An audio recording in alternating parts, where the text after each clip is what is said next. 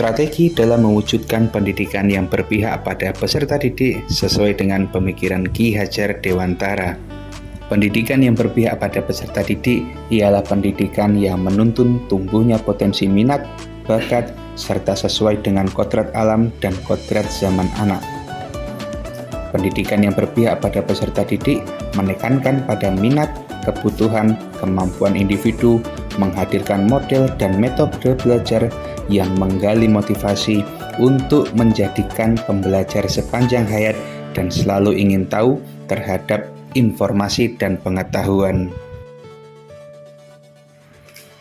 Pada proses pembelajaran, guru bertugas sebagai fasilitator yang memberikan motivasi kepada peserta didik. Munculnya potensi pada peserta didik tergantung rangsangan yang diberikan oleh guru dan orang tua. Maka, hendaknya guru dan orang tua menuntun anak dengan penuh kasih sayang dan peduli terhadap anak. Pembelajaran yang berpihak pada peserta didik berfokus pada pengembangan secara holistik, meliputi aspek kognitif, sosial, emosional, dan fisik peserta didik. Tujuannya adalah memberikan pengalaman belajar yang bermakna, relevan, dan menginspirasi, sehingga peserta didik dapat mencapai potensinya secara optimal.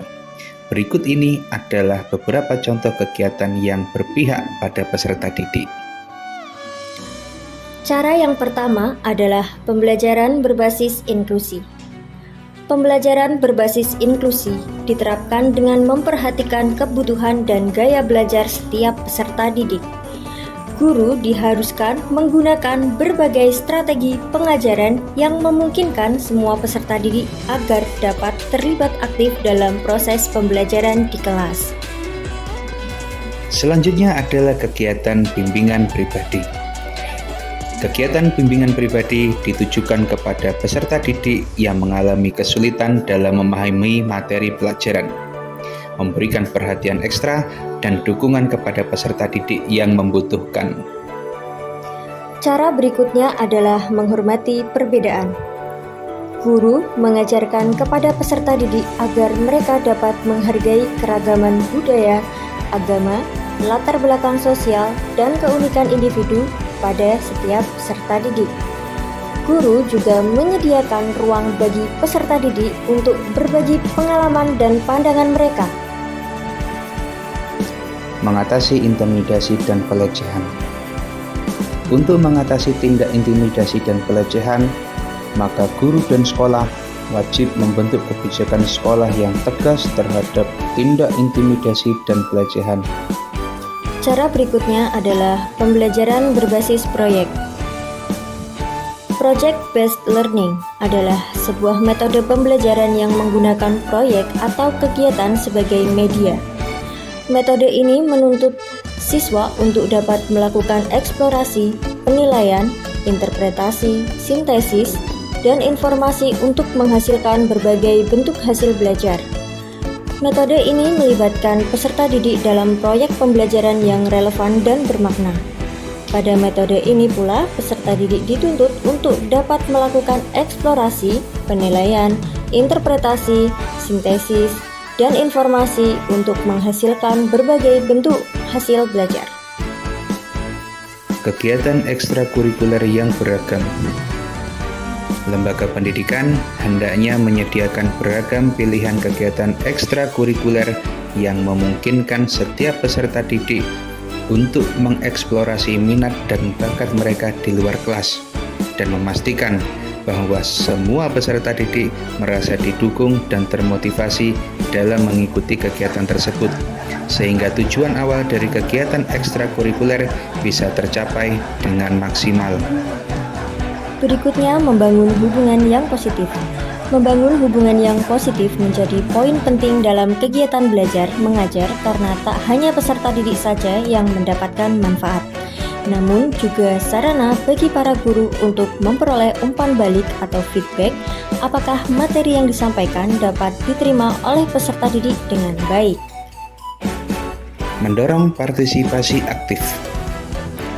Hendaknya guru mendorong aktif peserta didik untuk berpartisipasi dalam kegiatan belajar mengajar, Salah satunya dengan memberikan kesempatan kepada peserta didik untuk saling berbagi pendapat, mengajukan pertanyaan, dan berkontribusi dalam diskusi kelas.